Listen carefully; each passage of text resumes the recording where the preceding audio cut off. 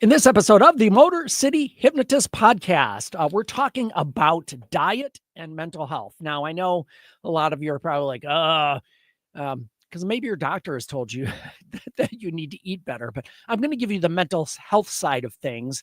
And honestly, I'm going to give you specifics on what foods you probably should avoid and what foods you might want to gravitate to. I got a great diet for you. So yeah, we're talking about diet and mental health and how that affects you. And as usual, as we've done every episode, going back to number 1, you get a free hypnosis guide. Stay tuned, folks. We'll be right back. This sounds like something for the authorities in Detroit. Well, joke's on you. I'm living to 102 and then dying, like the city of Detroit. Guys like this antique over here out of Detroit. Spawned in the hellfires of Motown. Take him to Detroit.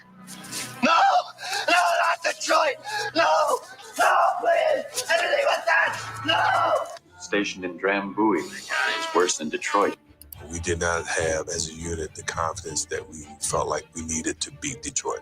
Let's go to Detroit. Now you're talking, brother. I don't think so. He plays for Detroit now.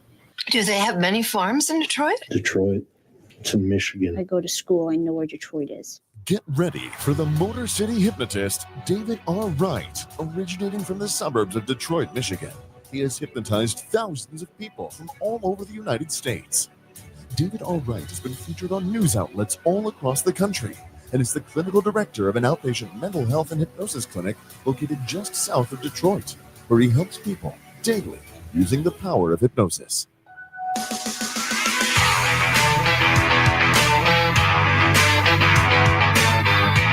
Welcome, the Motor City Hypnotist, David R. Wright.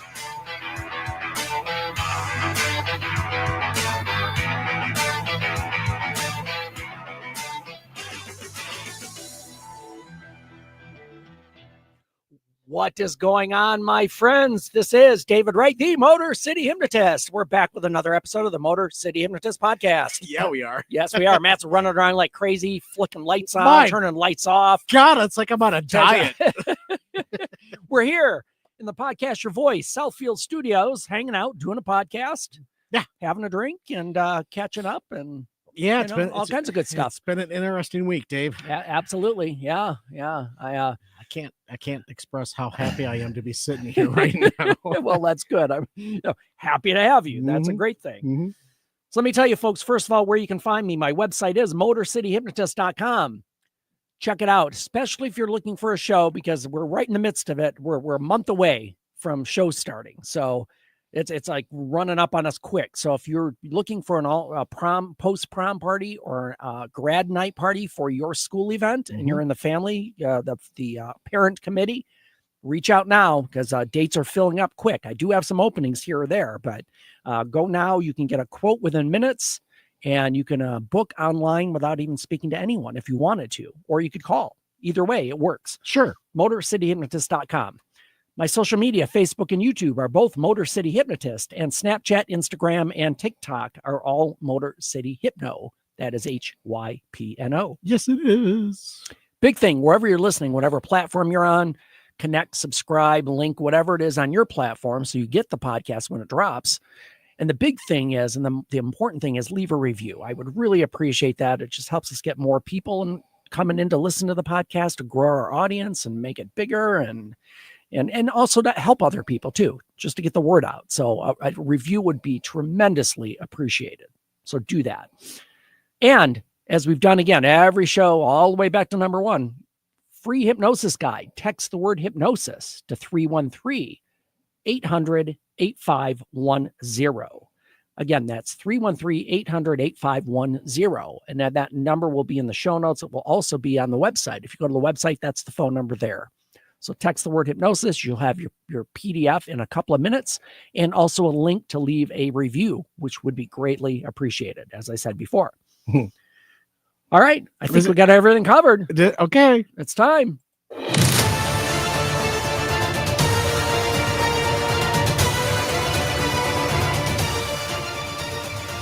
That's how winning is done. All righty. So this... Hold on, I misplaced my first sheet of the day. Where is it? There it is. All right, here we go. All right. I'm ready. Roderick Morrow, Okay. otherwise known to Buffalo Bills players staff as Slick Rick. Slick Rick. Is that like Pickle Rick? Is having an excellent couple of days. Okay, good for him. Roughly a week after receiving a shout out from Josh Allen in the quarterback's MVP speech at the NFL Honors, the West Hare Auto Group has gifted the longtime Bills employee a brand new Chevy Traverse. Wow. Yeah. In the days following the MVP moment, the 61-year-old revealed in an interview with Buffalo's WKBW just how much it meant that Allen mentioned him in his acceptance speech, saying it was like a dream and that it moved him to tears. The mailroom worker also at some point there shared that he takes the bus to work every day because he doesn't have a car. Okay. After 15 years of bus trips to One Bills Drive, Morrow has himself a sweet new ride. He received the gift on Friday. In a video shared to WKBW's YouTube, a clearly emotional Morrow appeared awestruck by the gesture as he sat inside and toiled with the new whip. I don't know what that means. A new whip, a new vehicle. Oh, got it. A new toy. Okay. Yeah. You made an impact on others, someone in the car, presumably from West Hare, tells Morrow. You made an impact on Josh Allen and the rest of the organization, so you deserve it. All right. For his part, Morrow says he can't believe it. I'm the type of person where I'm like, why me? But that's how I am. This is unbelievable, he tells WKBW's Jeff Russo. Sure. I thank everybody. I'm just an average guy. Just another day, another win for Bills Mafia. I'm just a gigolo. So I don't know if you saw. I saw Josh Allen's speech. It was part. Yes. It was linked into this story. Yeah, he mentioned him out loud in his acceptance. He speech. did, but he also the way he thanked his parents in that. Yes. Too. Not to take anything away from this guy, but absolutely, yeah. The words that he said about his parents and their support and everything. Yep. But good for this gentleman, Mr. Morrow, to have a person like Josh Allen in their life. Absolutely, and again, this guy's he works in the mailroom. I mean, he's not, he's probably not making a ton of money, but again, the gesture of, again, the guy's been taking the bus for 15 years. Yeah. You got a new whip. Yeah, you got a new whip. Whip. Cool whip. So anyway, Roderick Morrow, the guy who got the car, and Josh Allen and the Bills organization. Yeah. Great story. Thank you. Winner of the week for sure.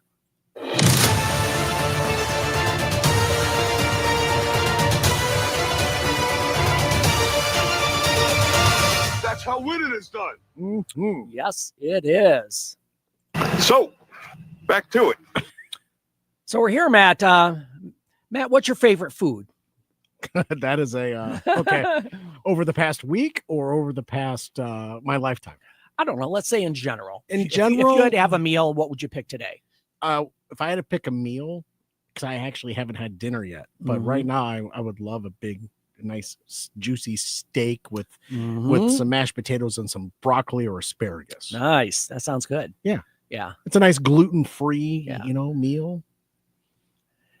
What would I'm trying to think what I would like. Lobster tater? Get the reference.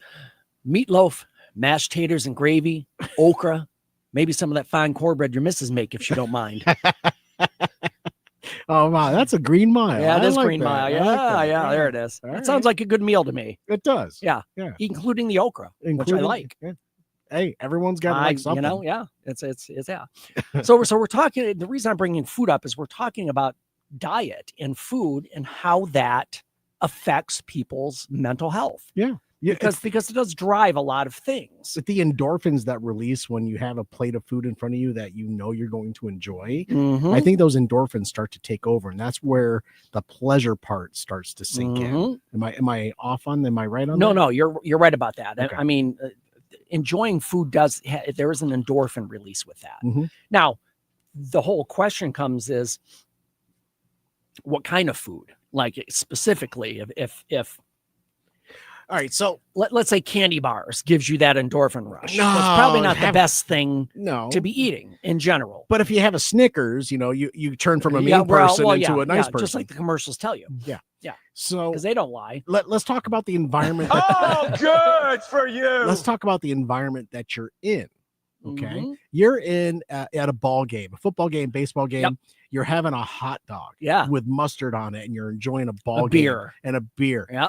And that food is bringing you pleasure because of the environment that you're in. Right. Fast forward, now you're at a movie theater. What happens when you're having at a movie? Do a popcorn and a Coke, or a slushie or something. So food and mental health, because you get pleasure out of the food that you're eating and then the environment that you're enjoying it in. So there's a lot of parts to this conversation because we're talking diet, and I said popcorn and hot dogs. Yeah, that's not really a good diet. Probably not the most healthy thing in general. Let's say. So we know studies have been done throughout, the modern age as far as how health is related to food. And that includes physical health, but it also includes mental health.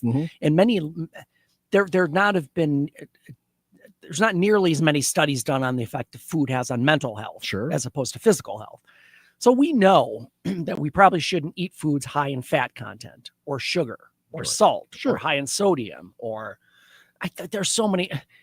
There's a lot of rules when it comes to Boy, eating. Yeah, that escalated quickly. I mean, that really got out of hand fast. So I shared a story with you before we started recording. You know, I had a procedure done last Monday. You did, right? Or on a Monday, a couple Mondays ago. And after the procedure, we went out and we embarrassed ourselves with sushi. Well, how did you embarrass yourself? There was so much eating with your fingers. There was so much sushi on the table for two individuals. Embarrassed ourselves. It just kept on coming. And did you finish it all? Yes. Oh well, there wasn't a single rice morsel left. I but after that procedure, I was hungry and I knew what was going to bring pleasure to me. And it was a smart choice diet wise, but I didn't feel any regret. And that's where I think the mental health comes in, because you might sit there and eat a large pizza and all of a sudden you're regretting your choices. Well, it's funny because Matt, you brought up one thing, and we're going to get to that point, but there's this whole section as far as the psychological impact of having food with other people or in settings. So we're definitely going to get into that. Okay. So definitely research shows a link between what we eat and how we feel. Okay. And so the typical example, the Thanksgiving meal where you gorge yourself and sit with your pants undone, watching the Lions lose. Well, that's changed over the last couple seasons. It has, but I understand where you're going. So, and you just have that bloated, uncomfortable, and some people get that with just normal meals, like just not overeating, eating a sensible portion, but the food itself can have an effect on you. Sitting well. Yeah, not sitting well. It just doesn't make you feel good. So here's some, and I'm going to give you some tips, and then we're going to get into specifics on foods. Okay. If that makes sense. It does. So some of these things sound a little bit counterintuitive, but we'll get into it. The first rule as far as mental health and diet is to eat regularly. 3 times a day. 3 times a day. 3 squares. Meals. 3 squares a day. Yep. Now, a lot of people who might be minding their weight might be like, well, no, I don't want to eat 3 meals a day. But here's the thing, and physiology is all wrapped up. It's very complicated, and I'm not a medical doctor by any means, but your physiology responds to what you put into your body. So if you're only eating 1 meal a day, your metabolism is not going to be as high as it would if you ate 3 meals a day. Right. Even though you're taking more calories in, your metabolism is going to make up for that, right? Especially if you add activity to it. Over the past couple of years, a diet regimen, if you will, has come up, and it's called intermittent fasting. Yes. Okay. Where it's you don't eat for 16 hours, but then you eat for 8 hours. You allow yourself that time, but you're still working out. So they're like, you're going to burn fat faster with the intermittent fasting. I tried that a number of years back. And I wasn't able to get to the 16-8. As the amount I was working out, my body craved nutrients and food. Absolutely. And I was making terrible choices with the food because I was craving it so bad. So the intermittent fasting does work for some people. Well, and even look at that. So let's take that intermittent fasting, because that is some of the things that I've seen a lot, in the past 10, 20 years, that has been more popular. So there's a 24-hour day. Take out 8 or 9 hours for sleep. Sure. So that leaves you with 13 hours in a day. Okay. So say you're going to combine or make that 8 hours the eating time. That's 16 hours left. 24 minus 8, right? Oh, I'm sorry. I said 8 or 9. Yeah. So you take 8 hours out for sleep. Take 8 hours out of the 24. That leaves you at 16. Okay. So, and then just take like an hour off end of the day, beginning of the day, let's say. So it leaves you about 14 hours and then your 8 hours of eating. So you got like 5 hours left over. So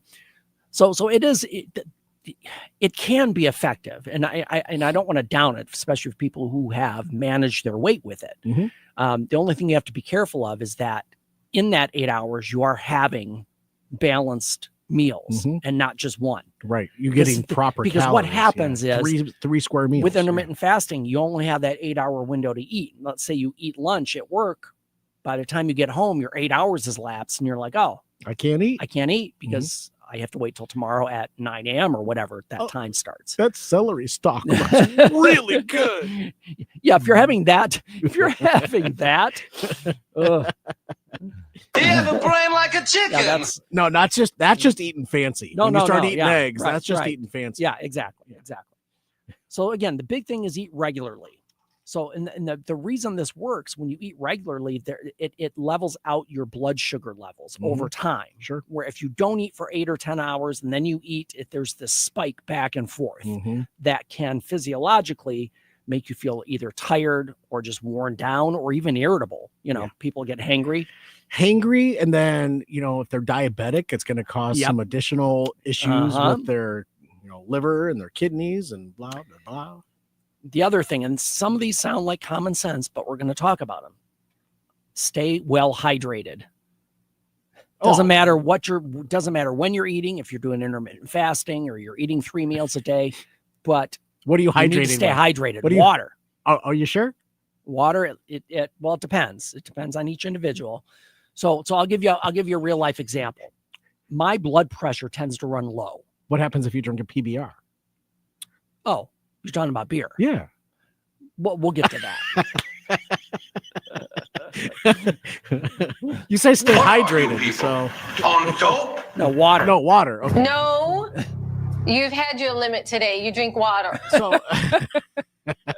So water from the tap.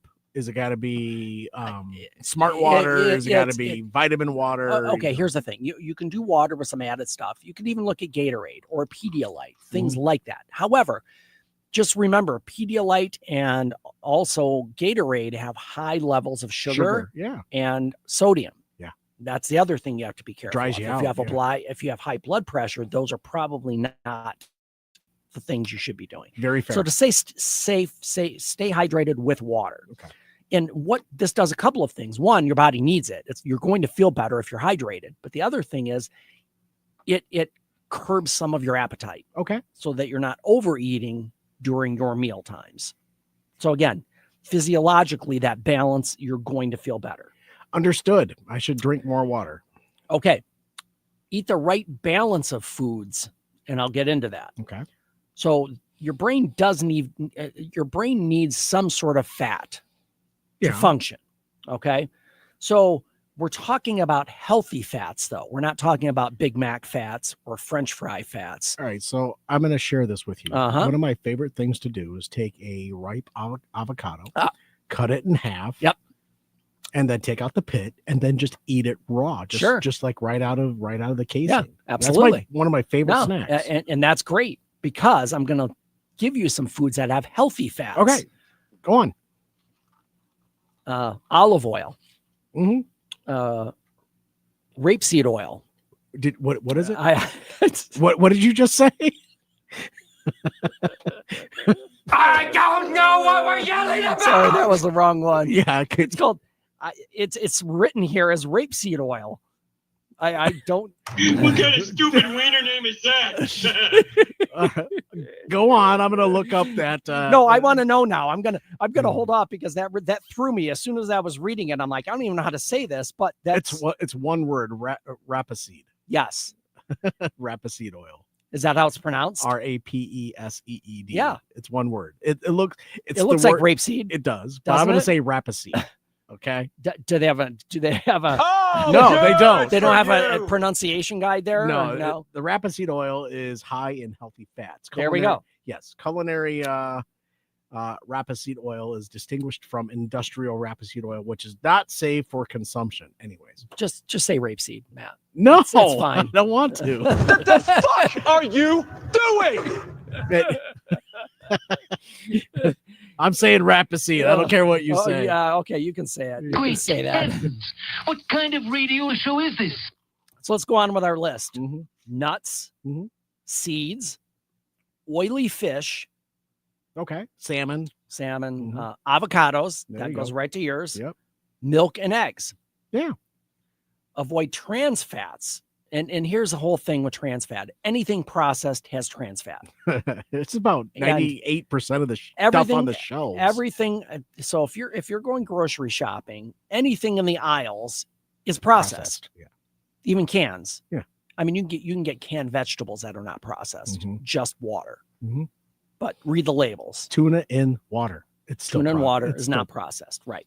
So you can look for it, but the big thing is to avoid trans fat, and really, again, trans fat just causes other health issues, which are going to affect your mental health. You're not going to feel good. Trans fat right here. Yeah.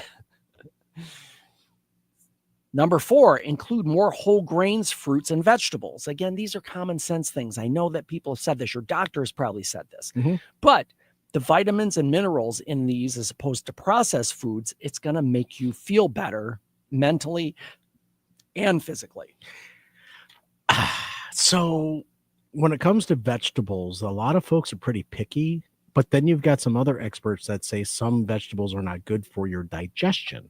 Like, because the seeds in tomatoes and all that stuff. Like, for example, some people have a hard time with acidic foods. Fair. Which would be tomatoes, Okay. which would be habaneros.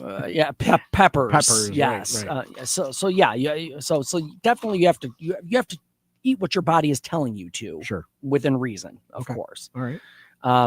The other thing is that if you are eating your 3 meals a day, you need to have protein with every meal.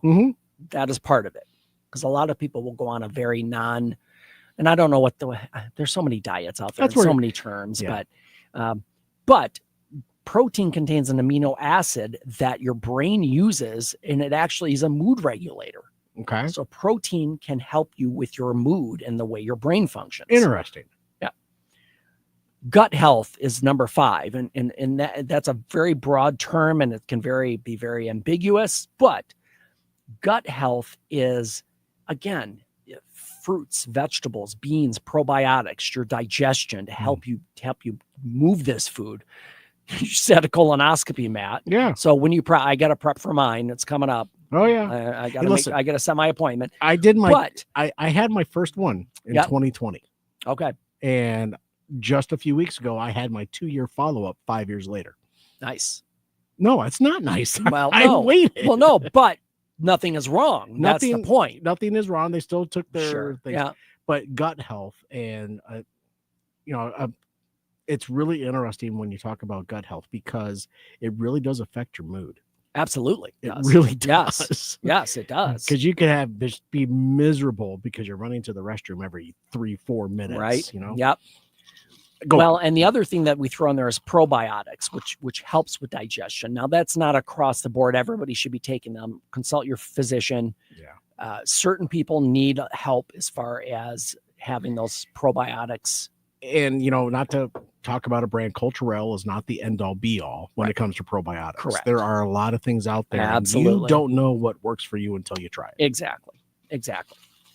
And the 5th thing that we're talking about is how caffeine affects your mood. Now, caffeine in excess can affect sleep patterns. It can affect your ability to rest even in a waking state. So let's say you're at work and you're on your 11th cup of coffee and it's 1:00 p.m. and you're like, I'm just going to have a lunch break. I'm just going to close my eyes for a little bit. You're probably going to have a hard time just tuning out. You're flying with that caffeine in your system. As a coffee drinker in the morning, as a consumer of caffeinated drinks as well, whether it be Mountain Dew or Cola, Coke, or what have you, I have found, and like most people, if you have caffeine after a certain point in the day, you're messed up for your sleep that night. So you really have to, I'll give you a good example, Matt, because typically on weekend nights, Kendra and I will head out, or Ethan and Kendra and I will go out, and it's like, oh, let's just go out to eat. Mm-hmm.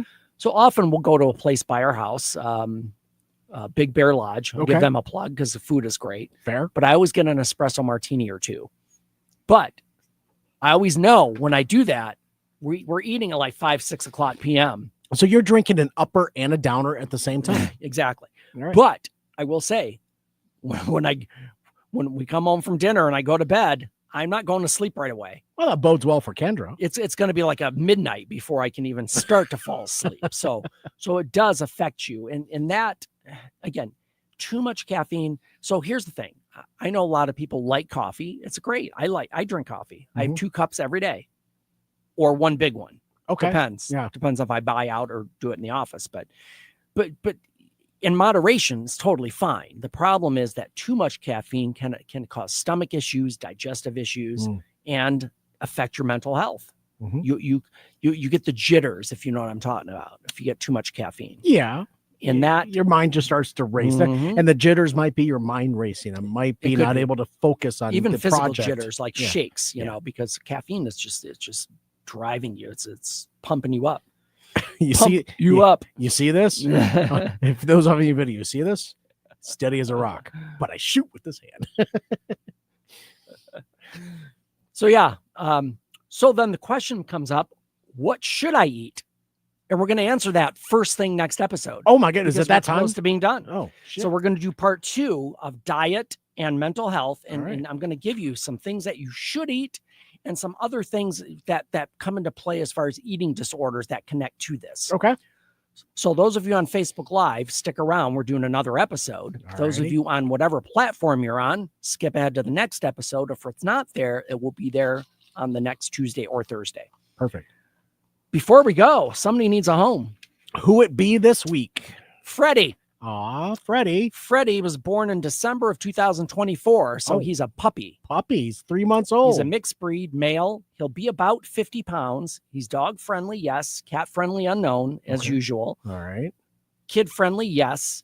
Activity level is medium high. Let's see. Here's Freddie. Oh, look at that. Oh, the marbling on him. I know, isn't that crazy? The dark brown and black. Oh, he's adorable. There you go. You can take a look closer, Matt. Look at that marbling. So Freddie needs a home. He's at DetroitDogRescue.com/adopt. Oh, he's adorable. Freddie wants a home. Look at him. 3 months old. Look at Get that. it. You train him. Picture that sitting on your couch. Train him to be the biggest lover ever. Absolutely. Thank you. Freddie needs a home. DetroitDogRescue.com/adopt. Yay. All righty, folks, that does it for this episode. Again, Facebook Live people, stick around. We're coming right back. In the meantime, change your thinking, change your life, laugh hard, run fast, be kind. We'll see you next time.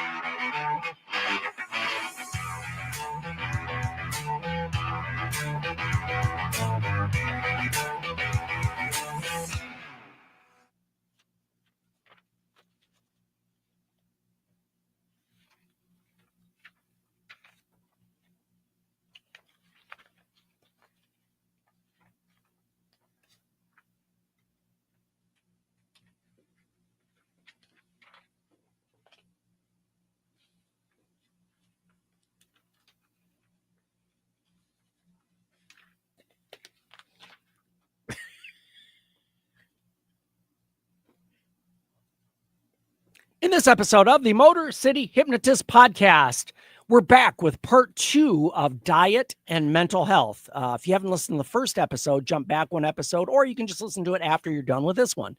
But this is part 2 of diet and mental health. And again, as usual, stick around. We're giving away free stuff. Hang in there, folks. We'll be right back. This sounds like something for the authorities in Detroit. Well, joke's on you. I'm living to 102 and then dying, like the city of Detroit. Guys like this antique over here out of Detroit. Spawned in the hellfires of Motown. Take him to Detroit. No! No, not Detroit! No! No, please! Anything but that! No! Stationed in Drambuie. It's worse than Detroit. We we did not have as a unit the confidence that we felt like we needed to beat Detroit. Let's go to Detroit. Now you're talking, brother. I don't think so. He plays for Detroit now. Do they have many farms in Detroit? Detroit. It's in Michigan. I go to school. I know where Detroit is. Get ready for the Motor City Hypnotist, David R. Wright, originating from the suburbs of Detroit, Michigan. He has hypnotized thousands of people from all over the United States. David R. Wright has been featured on news outlets all across the country and is the clinical director of an outpatient mental health and hypnosis clinic located just south of Detroit, where he helps people daily using the power of hypnosis.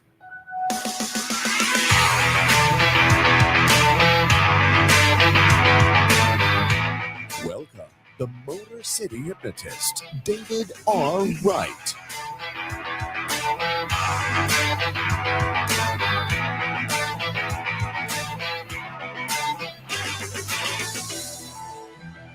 What is going on, my friends? This is David Wright, the Motor City Hypnotist, and we're back with another episode of the Motor City Hypnotist podcast. Once again, here we are. Once again, that is Matt Fox, the other voice you hear. Yes, it is. He's hanging out with me on a Monday evening, doing a podcast, enjoying a beverage, and life is good. No caffeine beverage at that. No, absolutely. Yeah, you won't have any issue sleeping with that one. No, not at all. Well, maybe. No. Depends. Oh, no. Okay. Oh, no. This is a nightcap. We're good. Fantastic.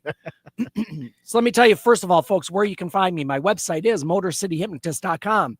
Check that out, especially now if you're in a parent committee that's looking for a hypnosis show for your post-prom party or your grad night party. We're filling up fast. Now's the time to look. Go to my website, motorcityhypnotist.com/shows. You can get your quote and book it within minutes without even talking to anyone if you didn't want to. Now, you can talk to somebody if you'd like. You can call and talk to us. That's great too. But dates are filling up quick, so it's important if you have a show that you need for your prom night or your grad night, now's the time, because we're a month away from the season starting. Yeah. In fact, a month and a week, I'm down in Florida for my gig at University of Florida. Go Fun. Gators, Go by the way, Gators, if you're listening. Yeah.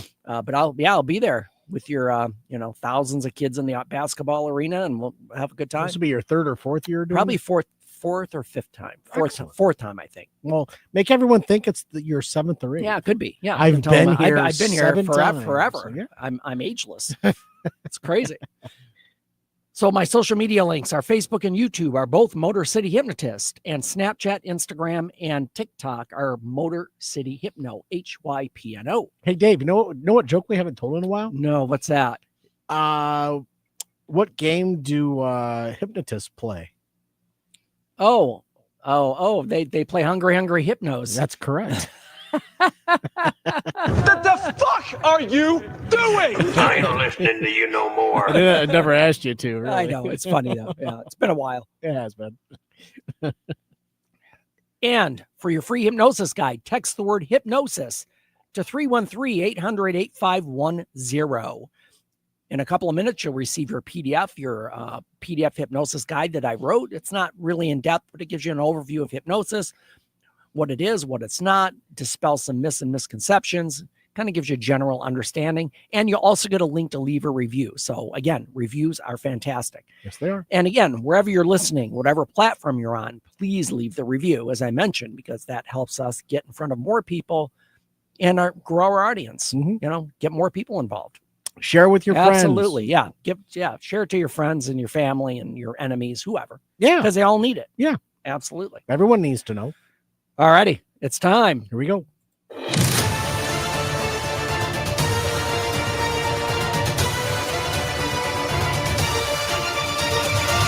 That's how winning is done. All right. What do we got? All righty.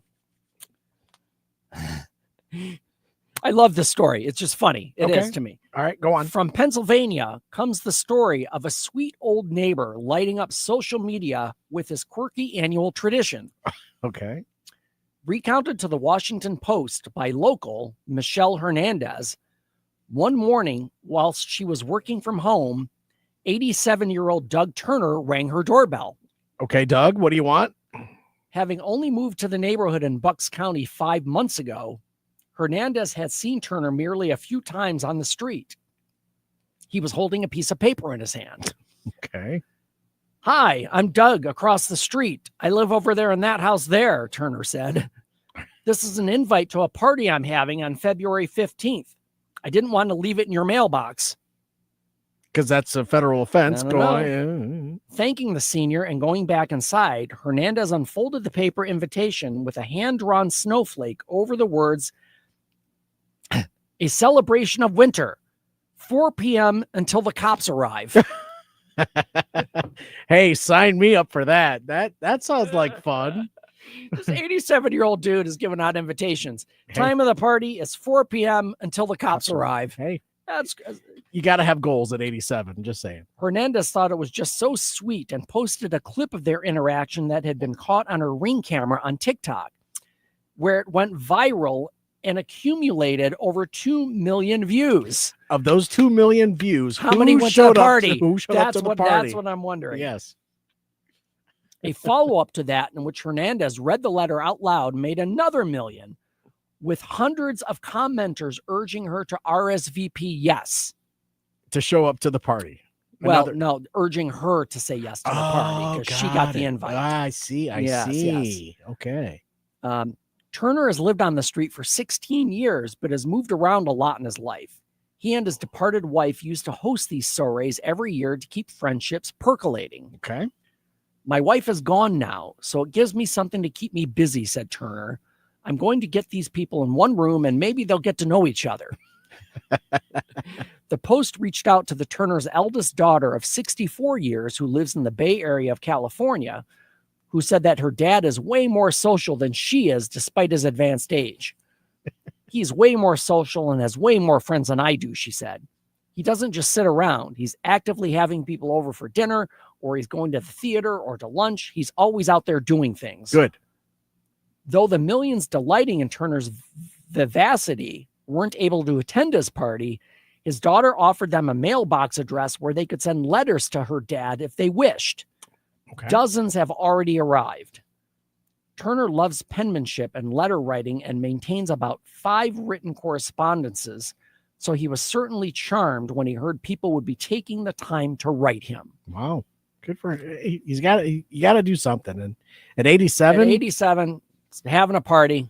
Yeah. Hey, it'll end when the cops arrive. Right. Fantastic. So he said putting everyone in one room and just hopefully they meet they get to know each other. Yeah. That kind of reminds me of a movie from the 80s, and it's Revenge of the Nerds. Yes. Where they're all sitting around a room, and it was the music that got everyone going, and a special thing that Booger brought out. Yes, right? yes, absolutely. I could just imagine everyone sitting around listening to someone play the violin. Do you want to see a picture of Doug? Yeah, let's see a picture of Doug. Doug. There you go. Douglas. Hey, what's up, mustache? Don't call me mustache. Don't call me mustache. Okay, mustache. Okay, mustache. For those of you on Facebook Live, I'm holding a picture of Doug right up to the camera. Yeah. Those of you listening to audio, go to my Facebook page, Motor City Hypnotist, and you can watch this episode and see Doug. Yeah, there it is. Handing out invitations. Good for him. I got to stay busy. So definitely, Doug Turner, he wants to have a good time. Fantastic. Wants to throw a party. Definitely winner of the week.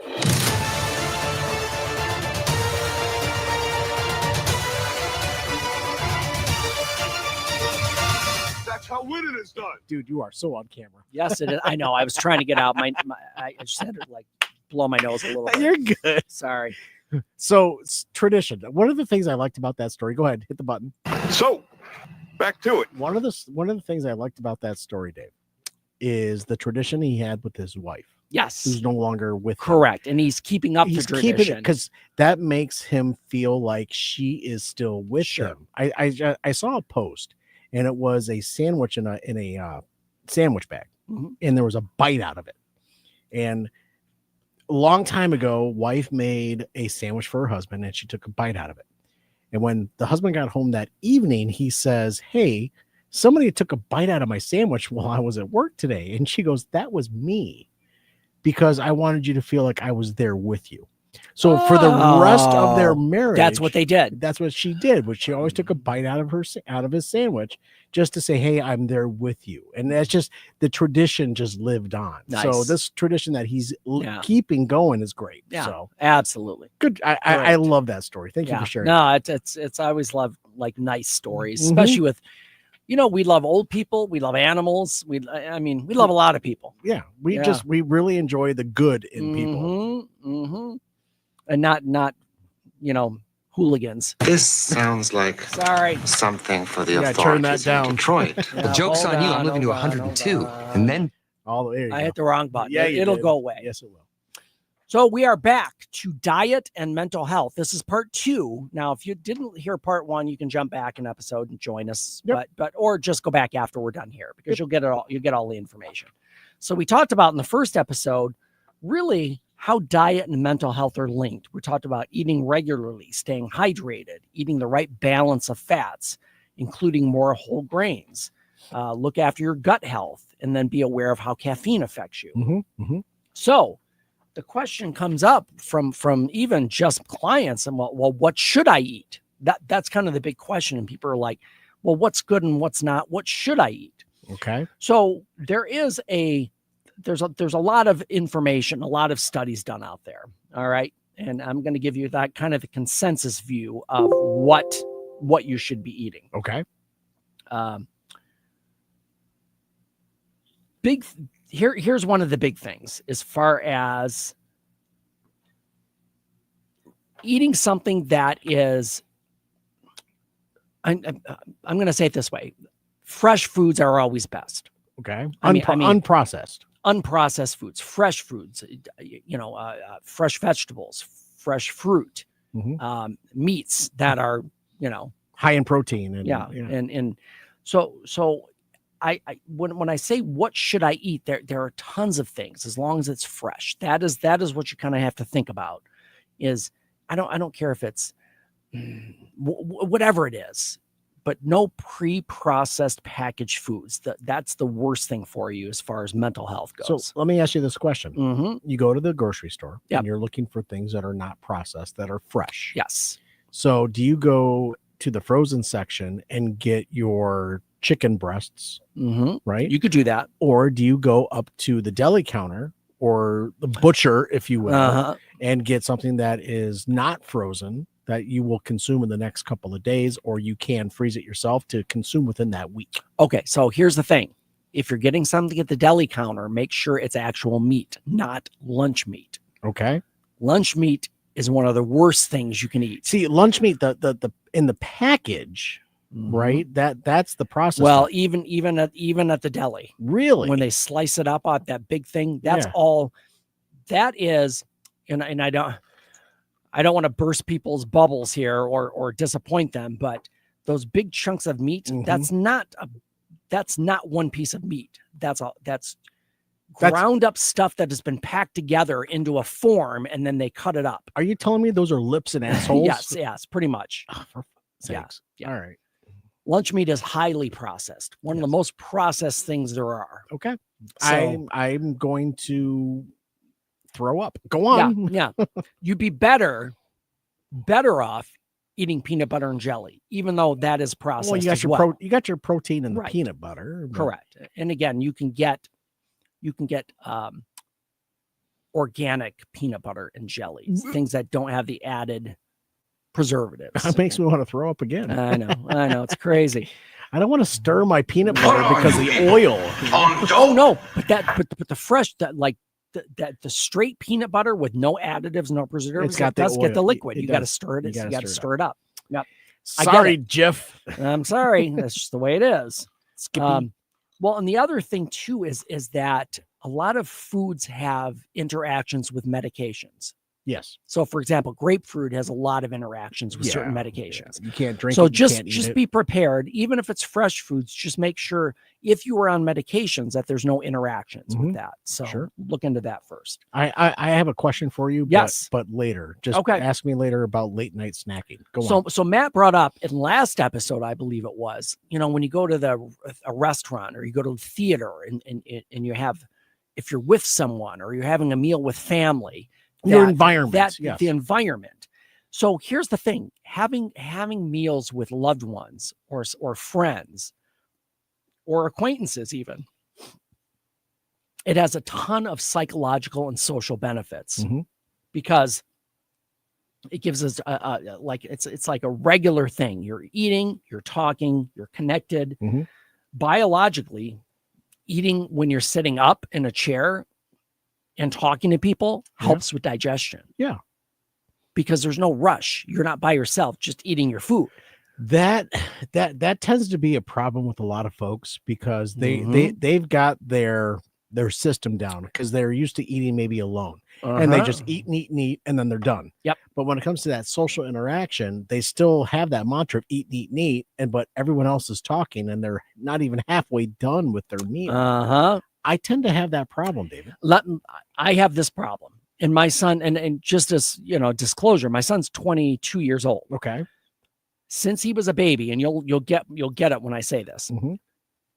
When you have a newborn that doesn't sleep for the first year of their life, 3 minutes is like an eternity. It's like, oh my God, I get 3 minutes. And you end up eating quicker because you don't know how much time you have. Right. And Matt, I'm not kidding you. It's been 22 years. I still eat fast. Yeah. I just got into that mindset and it's automatic. So how have you tried to break that cycle? I have been trying to be more mindful when I'm eating. It's like, okay, I can take a bite and put it down. Sure. I don't need to just plow through it. Right. And no, and that's fair. No, I know it's crazy. It's over the past number of Oh, great Odin's raven. Over the past 3 years, it's been, kind of not mind-blowing, but a more mindfulness of, I want to enjoy the company that I'm with, but I'm hungry, but I just want to eat and get it over with. But I want to enjoy the company that I'm with. I don't want to have to sit there and watch them eat. Well, and that's the whole idea of eating with people is that if you're with a group of people and you're having conversation, it automatically slows down the process of eating. And it's not intentional. It just happens because you're having a conversation. But if you take a bite, you're in a group of people and they're talking about something that you really don't have an opinion about, or you really can't offer to the conversation. What else are you going to do? Let your food get cold? Yeah. See, that's the other thing too. I mean, you want to eat food when it's warm or hot.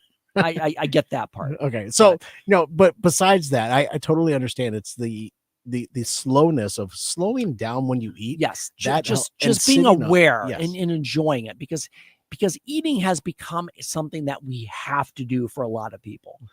I have to do this to survive, but you're not really enjoying the process. Right. And it is just to slow down. And I've even, especially people who are looking to manage their weight or lose weight, this is a key thing, that be aware of yourself when you're eating, not just it's easy to get blind to what's happening or just not be aware and you're just shoveling food in. Right. And a lot of that goes to portion control. Right. So a lot of and also the speed and the speed, but Thanksgiving, you brought that up earlier. They'll pile their plate up with everything and then they'll just scarf it down. Then they don't feel well. But if you just small portions, maybe 3 or 4 items instead of all 8, and there's an interesting psychological phenomenon to this because a lot of us have been raised, and I had grandparents. Well, my grandfather in particular. Okay. He was the one where eat what's on your plate.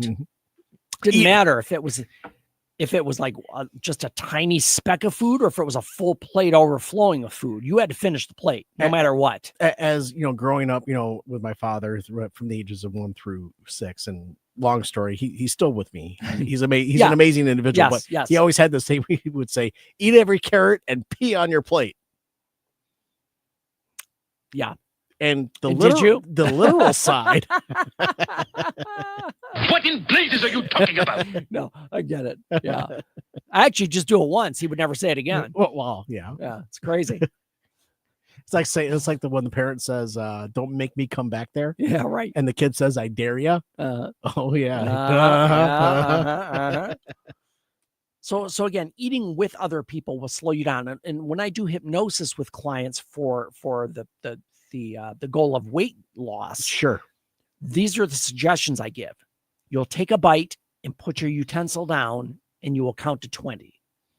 And chewing as you chew. Because the more you chew, the better digestion you're going to get. And the slower you eat. Yes. And your digestive system is just able to handle that more efficiently. So it's going to take you a day to eat an entire large pizza. You'll feel good. Yeah. Yeah, absolutely. You might be hungry afterwards, but. So the other thing that comes into play when you're talking about mental health and food, and unfortunately this comes with it, it's eating disorders. So a lot of times people have this, and I'll just say a skewed view in their mind of what food is and what it's for. Okay. And when I say skewed, it's this, a lot of times people use food as a coping mechanism. And a lot of times it comes from childhood, of course, because a lot of times, and again, I'll give you real life examples. So my parents were divorced when I was 8. So my brother and I are twins, by the way. You probably knew that from going back. I did know that. So it was my 2 sisters that already moved out and moved on or whatever, but it was me and my brother. So every time my mom would go out, she would bring us home a treat, and the treat typically would be a candy bar. Okay. But that was kind of like our reward. So we would look forward to this all the time. Every time she went out, for putting yourselves to bed, getting yourself homework done. Just kind of the reward for, hey, here you go. Here's a treat. And yes, that in and of itself is not a bad thing. However, we're now getting the connection that treats mean love. That's the connection that stays. Now, as you get into independence, into adulthood, you still have that connection. Oh, a Kit Kat means love. I like Kit Kats. And then you that's where you get your comfort from. What about a Butterfinger? That too. Butterfinger. Right. I love Butterfingers. There you go. Yeah. You know what I had the other day? What'd you have? Zagnut. Oh my God. Hey Bear, you want a Zagnut? Here you go. Here you go. Hey, how about a Zagnut? I ain't listening to you no more. How about a Charleston Chew, oh David? My gosh. You know what I miss? I know we're way off topic. They're good. Marathon bars. Never heard of them. No, are you serious? Very. They were braided chocolate. It was like braided chocolate, and it was like a foot long. Okay. So I'm sure the reason they went out of business is because they couldn't place it, like the placement wouldn't work. Okay. You know what I'm saying? You know what it is these days for kids, though? What ladies are you talking about? You know what it is for kids these days? No. It's Kinder. The Kinder Bueno. Kinder Bueno. Yes. Yeah. That is just taking kids over. Oh, okay. But the Marathon bar was like this braided caramel with chocolate in it. Mm-hmm. And the reason I remember this so well is because I loved them as a kid. And I remember walking home. I was probably in 5th or 6th grade. Okay. There's a corner store right by our school. So we used to stop by there and get our candy on the way home. Okay. And I had a Marathon bar. I'm chomping that. I'm walking home. I'm chewing my Marathon bar. All of a sudden, I'm like, Did you pulled my tooth out? Was it a baby tooth or? Yes. Okay. Because I was like in 5th grade, 4th or 5th grade. So you lost a molar. Yeah, the molar came out with the Marathon bar. That's my memory of Marathon bars. So, but anyway, so there are mental links to food which bring us comfort, especially if you're growing up and your mom cooks for you and she's a loving mom and anyway we get this mental connection with food that makes us feel good. Mm-hmm. Or we use food to combat these mental feelings, these negative feelings. Was that where your late night snacking would come in? Because that's the question. Yep. That's the question I wanted to ask you was, what food should you eat if you have a late night hankering? I would say eat something like nuts or berries or fruit. Sure. Anything like that okay. is going to be your best bet. So Cheez-Its are out. Yeah, probably. Again, processed food. I mean, and here's the thing. I'm not saying never, ever eat processed food. Because I want to live in reality too. And I say this to clients all the time. Don't limit yourself so that everything you eat, you hate, because it's not going to last. Mentally, you're not going to be able to carry that through. A lot of families, Dave, in this day and age, and growing up as well, they have a tradition of one night a week they will order out, or there you go, or it's pizza night, right? They'll absolutely. get your Domino's, your Caesars, or your Jets, or what have you. or your local pizzeria that you're really like into. Yep. And you look forward to that. That's part of that mental connection between the pleasure. And the good thing with that is it's seen as, and especially if it's done that way, that it's a special occasion. It's okay to do every once in a while. It's just not ideal to do every day. And in this day and age, it's expensive. Well, let's be real. Right. Stuff today is really expensive. You order out or you go out to eat, you're on a family of 4, you're spending easily a ton of money, $100+. Yep. And if there are drinks involved, oh my God. Yeah. So you have to mentally prepare yourself for what you're going to experience and what you want to get out of it. So a lot of times what happens with mental disorders regarding food, which would be anorexia, bulimia. To get back to the topic, there's this emotional and psychological I would call it a disconnect. Is it a block with food? Okay. And especially so let me quickly explain very simply, and there are a lot of nuances to this, but anorexia is the perception that you are overweight when you're really not. People can see themselves in the mirror and they see overweight, even though they look like a skeleton. Right. It's a mental disorder. You're not seeing yourself accurately. When you see somebody, a picture of an individual who is suffering from a eating disorder like bulimia or anorexia, but bulimia, you just know that they are not healthy, but mentally they think they are big. Well, with anorexia, yes. Anorexia. With bulimia is a little bit different in that they binge and purge. They binge and they feel guilty and then they purge. Okay. So you're taking all the food in, but then you're expelling it, so you're not getting what you need from it. And plus, think about it. If you're and I'm just going to be straightforward and blunt, if you're vomiting 4 or 5 times a day, that's going to affect your esophagus, your teeth, your mouth. It's because of the acid, and that coming up, and that's not. It's just. I know I'm a layman on this. No, you're good. You're good. But I've seen both sides of that, and it's heartbreaking. It is to see somebody go through that. Well, the one of the most famous ones, and for you young people out there, you're probably not going to remember, was Karen Carpenter. She was anorexic. That's what she died from. And near the end of her life, she looked skeletal. She was emaciated. Yes. Yeah. What do you do for somebody who you know? So what are resources that are out there for someone like that? The biggest thing, if you're suffering from a mental disorder like anorexia or bulimia, or someone who is, it's vital that they get some sort of treatment. Now, there are inpatient things for eating disorders. There's outpatient therapy for eating disorders. There's medications that could help. So, but the big thing is that if you're suffering from an eating disorder, that's a tough one because it's been ingrained over years. Okay, so let's talk about the other side of the coin. Folks that are overweight and they want to lose weight and they are going towards your Ozempics and your Wegovy's in the world, and it's supposed to help them lose weight. Correct.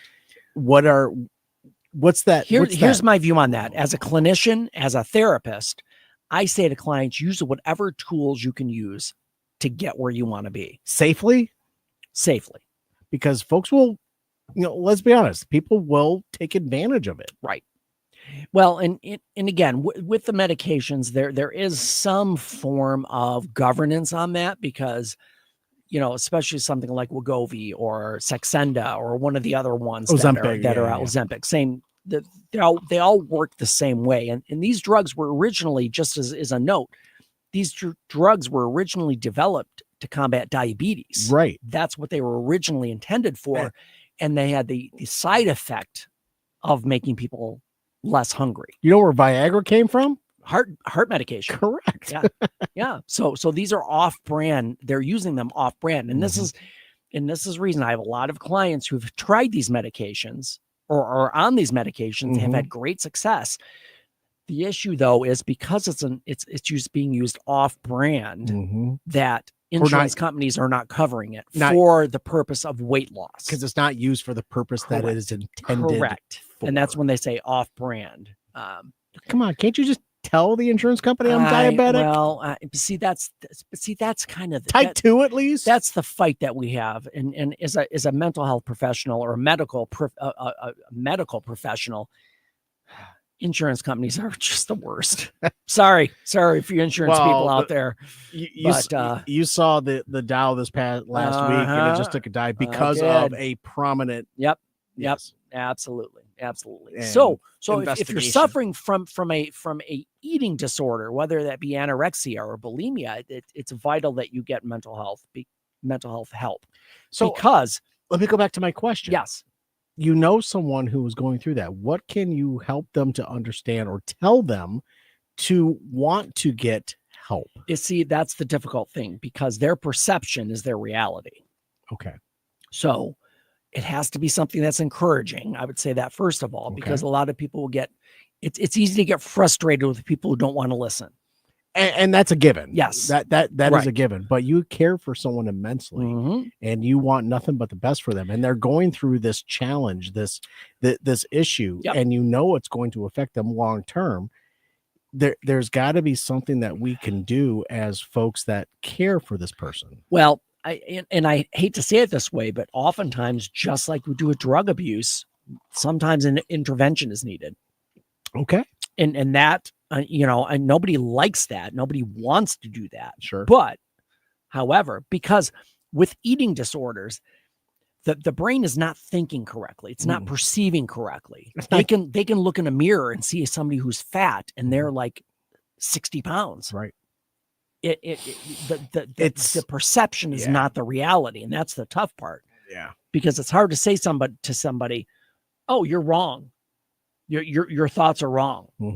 Because they'll get defensive and they'll back away. Sure. It's a very difficult conversation to have. It is. But you're being honest with them at least. But as far as to answer your question, Matt, sometimes intervention is what is needed. Okay.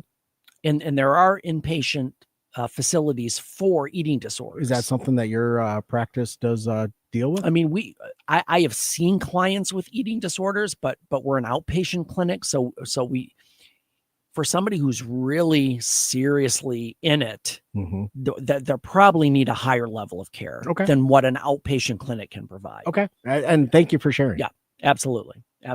So the big thing out of this whole thing, as far as diet and mental health, is that the better you eat, the better you're going to feel. That's a very general statement, but put that in context of all the things we've talked about over the last 2 episodes. And I'm gonna spell a word. Yeah. CHEAT.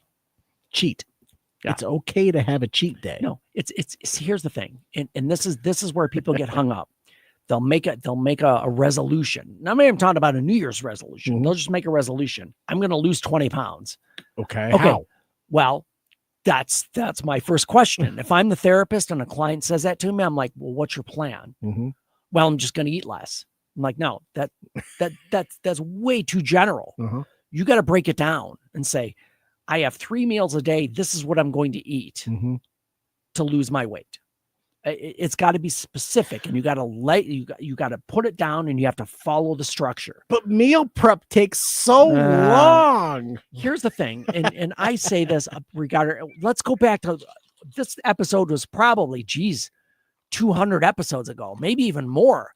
We did an episode specifically on structure and scheduling. We did. I remember and how that can improve your mental health. Put that in the context of eating and think the exact same thing. If it's planned out, and here's the other thing this does. This is a byproduct. It's a side note that will help you. Think about all the times you have had conversations with your partner or your family. What do you want for dinner? I don't know. What do you want? I don't know. What do you want? And then it goes around and around. And after 45 minutes, you finally decide on something that not everybody wants. So somebody's pissed off. And then you have to go out and get it. And typically, it's not the best thing or the healthiest thing. Here's the thing. If that were to have been scheduled to say, hey, it's Thursday night. You know what tonight is? We're making spaghetti, whatever it is. Yeah. It just takes out so much of the conflict, and having that structure and that schedule helps you just be more. It just frees you up. You don't have to think. I love it. That's the whole point of it. Is just follow the schedule. You don't have to think about it. And for your times. mental health, that's fantastic. So many times. I know we're running over. No, you're good. You're good. But You're good. so many times it's been, no, you pick. I don't care. Okay, we're getting Chinese. I don't want that. Yeah, exactly. No, that's it, Matt. And I have to say, I'll make a generalization here. It's typically the men who are saying, "How about this? How about this? How about this? Oh, we'll have this." And then the wife is usually, "No, I don't want that. No. No." Right. And after 5 no's, then you ask her, "Well, what do you want?" "I don't know. You pick." Fine. You're getting ramen. Yeah, right. Ramen Exactly. it is. Here's some crackers, some saltines. Let's eat some fancy stuff. We're going to have some eggs. All right. So anyway, for those of you out there who want to improve your diet, to feel better, just start small. Just start by planning your meals.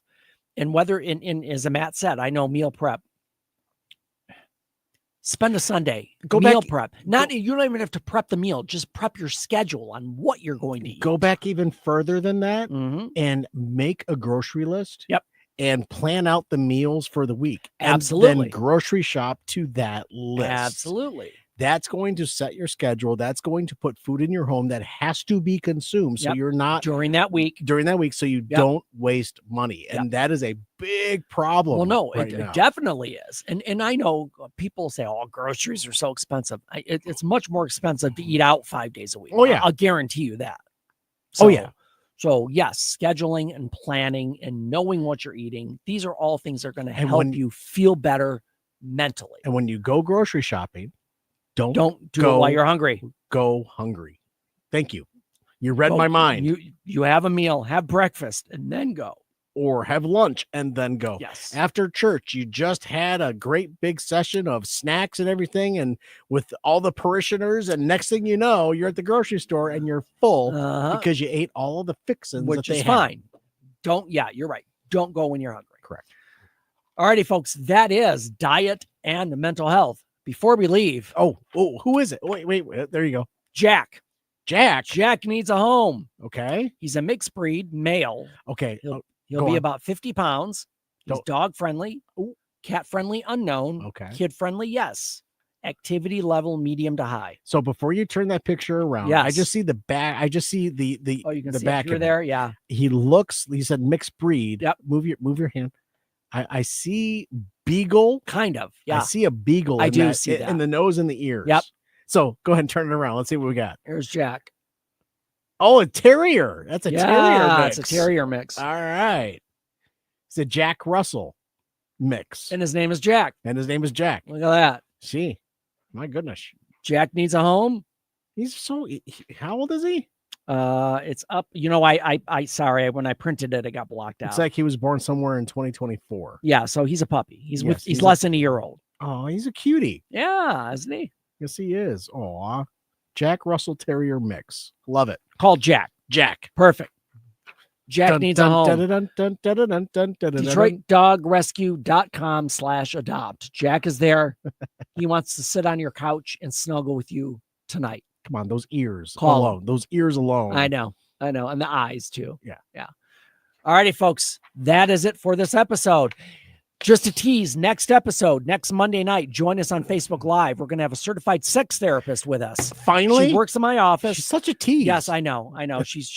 We've been hanging out there for a long time. So, so many of you might think, what does a sex therapist do? Oh, I can tell you. Tune in next Monday. I can tell you. At 8:00 Eastern Standard Time on Motor City Hypnotist Facebook page, and you can see her live.